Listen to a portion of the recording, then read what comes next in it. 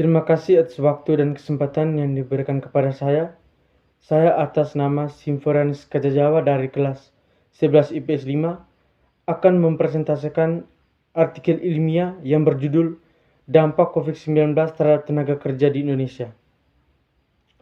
Yang pertama, kata pengantar, puji dan syukur kehadirat Tuhan Yang Maha Kuasa karena atas berkat dan karunia-Nya sehingga saya dapat menyelesaikan tugas pembuatan artikel ilmiah yang berjudul Dampak COVID-19 terhadap tenaga kerja di Indonesia.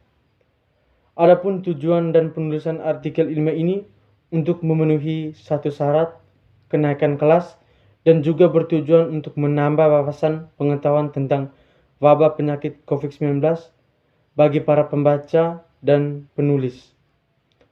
Penulis mengucapkan terima kasih kepada Bapak dan Ibu Guru SMAK Regina Pacis Bejawa yang telah memberikan tugas ini sehingga dapat menambah pengetahuan dan wawasan tentang wabah penyakit akibat virus ini. Penulis menyadari bahwa masih banyak kekurangan yang mendasar pada artikel ini. Oleh karena itu, kritik dan saran akan saya nantikan untuk dapat memperbaiki dan semoga artikel ilmiah ini bisa bermanfaat untuk para pembaca dan memperluas wawasan mengenai COVID-19, serta tidak lupa permohonan maaf dari saya apabila terdapat kekurangan dan kesalahan dalam bentuk apapun dalam artikel ilmiah. Yang berikut daftar isi bab 1 pendahuluan, 1.1 latar belakang, 1.2 rumusan masalah, 1.3 tujuan.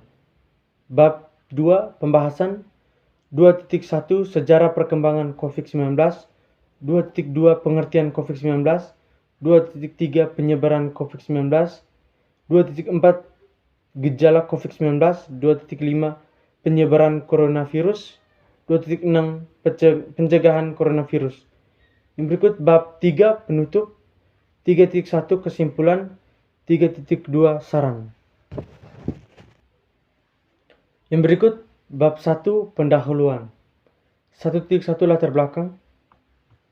Tahun 2020 ini umat manusia di seluruh penjuru dunia digoncang dengan adanya pandemi virus corona yang sangat mempengaruhi kehidupan masyarakat dan menimbulkan banyak kepanikan. Ratusan bahkan ribuan manusia terinfeksi dan sudah banyak yang meninggal akibat virus ini. Dalam hal ini, pemerintah tidak tinggal diam dan mulai dari memberikan banyak himbauan-himbauan dan bantuan kepada masyarakat dalam mengatasi wabah corona ini agar berjalan efektif dan efisien. Pemerintah Indonesia menerapkan sistem di rumah saja, yakni masyarakat Indonesia diharuskan untuk diam dan bekerja di rumah masing-masing. Dan dengan adanya aturan ini membuat para pekerja dan buruh pabrik terpaksa diam di rumah. Penyakit ini dapat menyebar melalui tetesan kecil atau droplet dari hidung atau mulut pada saat batuk atau bersin. Yang berikut 2.4. Yang berikut 1.2 rumusan masalah. Apa dampak dari COVID-19 terhadap tenaga kerja di Indonesia dan bagaimana cara untuk menghindari terjadi COVID-19 dan apa saja yang menyebabkan munculnya COVID-19 di Indonesia. Yang berikut 1.3 tujuan, yaitu untuk mengetahui dampak terjadinya COVID-19 dan untuk mengetahui cara menghindari terjadinya COVID-19. Yang berikut bab 2 pembahasan, 2.1 sejarah perkembangan COVID-19. Awal mula penyakit COVID-19 adalah munculnya virus corona baru akibat zoonosis, perpindahan virus dari hewan ke manusia, diduga akibat budaya memakan binatang liar, kelelawar dan terenggiling di kota Wuhan, negara Cina. Penyakit ini sangat menular sebab dapat menyebar lewat droplet batuk di udara. Virus corona juga disebabkan oleh faktor lingkungan yang tidak bersih. Saat ini virus corona menyebar ke banyak negara termasuk Indonesia. Hingga saat ini belum ditemukan vaksinnya. Lalu kasusnya semakin meningkat dengan banyaknya orang yang meninggal. Yang berikut 2.2 pengertian COVID-19. Virus corona merupakan virus yang menyerang sistem pernapasan. Virus ini menyebabkan gangguan seperti paru-paru hingga dapat mengakibatkan kematian. Walaupun lebih banyak menyerang lansia, virus ini bisa menyerang siapa saja, baik anak-anak, bayi hingga orang dewasa, termasuk ibu hamil dan ibu menyusui.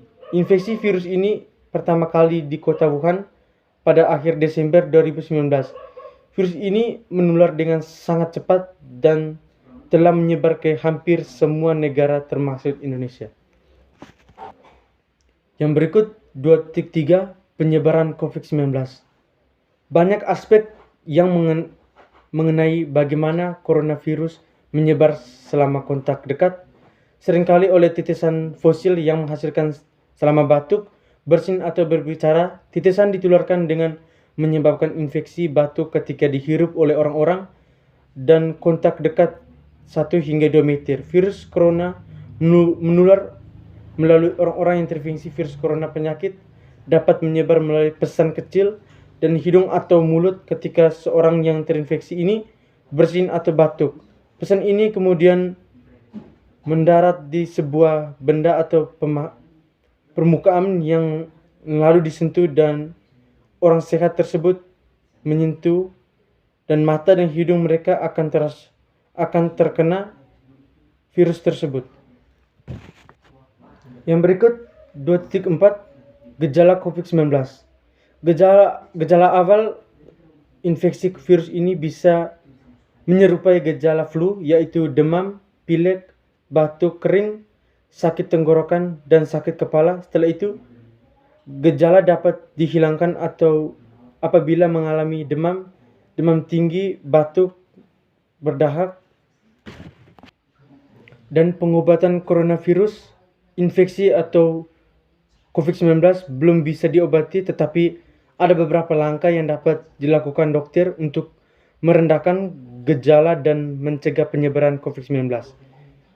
Yang pertama, penderita COVID-19 yang berat untuk mengalami perawatan karantina di rumah sakit atau rujukan, dan memberikan obat pereda demam dan nyeri yang aman dan sesuai kondisi penderita, dan mengajukan penderita COVID-19 untuk melakukan isolasi mandiri.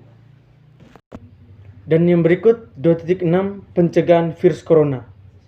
Cara pencegahan yang terkait adalah menghindari faktor-faktor berikut. Terapkan physical distancing, yaitu menjaga jarak minimal 1 meter dengan orang lain, dan keluar rumah kecuali ada keperluan mendesak. Dan gunakan masker saat beraktivitas di tempat umum atau keramaian. Dan rutin mencuci tangan menggunakan sabun atau yang mengandung alkohol setelah beraktivitas.